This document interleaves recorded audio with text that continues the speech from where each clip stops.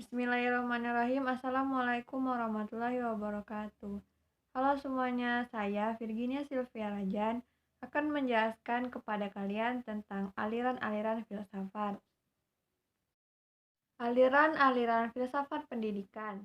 Filsafat pendidikan adalah filsafat yang digunakan dalam studi mengenai masalah-masalah pendidikan yang belum atau tidak terjawab oleh cabang ilmu-ilmu yang ada.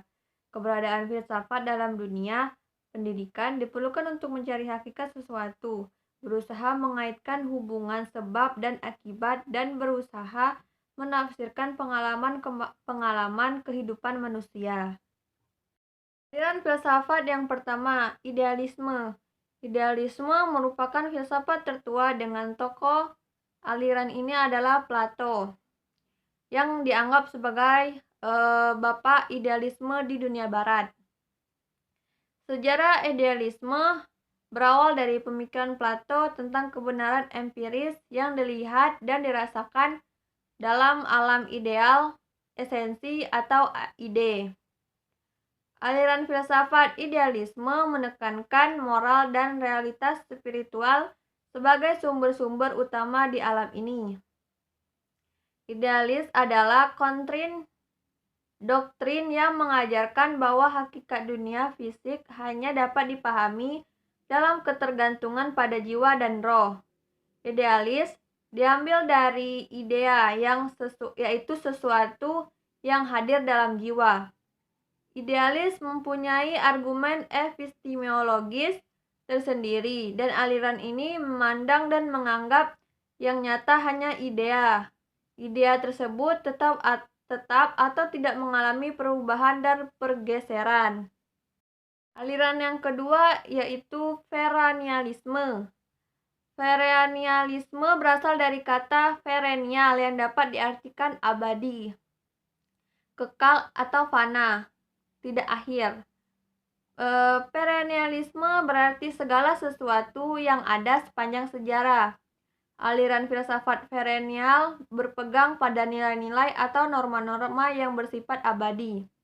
Dengan demikian, perennialisme dianggap suatu aliran yang ingin kembali atau mundur kepada nilai-nilai masa lampau dengan maksud mengembalikan keyakinan akan nilai-nilai asasi manusia masa silam untuk menghadapi problem kehidupan manusia saat sekarang dan bahkan sampai kapanpun dan dimanapun. Yang ketiga adalah aliran filsafat esensialisme.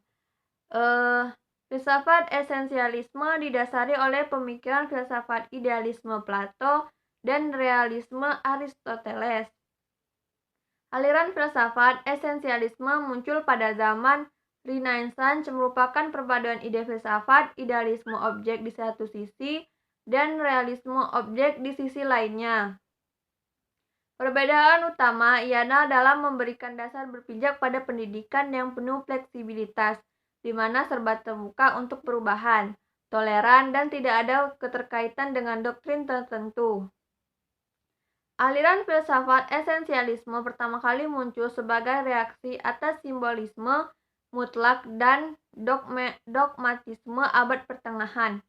Filsafat ini menginginkan agar manusia kembali kepada kebudayaan lama, karena kebudayaan lama telah banyak melakukan kebaikan untuk manusia, termasuk dalam pendidikan yang harus berpihak pada nilai-nilai yang memiliki kejelasan dan tahan lama, yang memberikan kestabilan, dan nilai-nilai terpilih yang mempunyai tata yang jelas. Aliran filsafat yang keempat yaitu progresivisme. Aliran progresivisme dapat diartikan secara umum sebagai aliran yang menginginkan kemajuan secara cepat. Progresivisme disebut juga instrumentalisme karena aliran ini beranggapan bahwa kemampuan intelijensi manusia sebagai alat untuk hidup, untuk mengembangkan kepribadian manusia.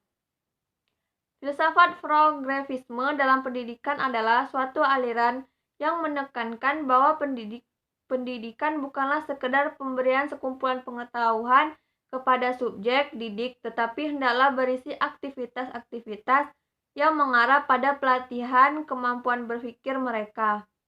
Dengan demikian, mereka dapat berpikir secara sistematis melalui cara-cara ilmiah seperti memberikan analisis, pertimbangan, dan pembuatan kesimpulan menuju pemeliharaan alternatif yang paling memungkinkan untuk pemecahan masalah yang dihadapi.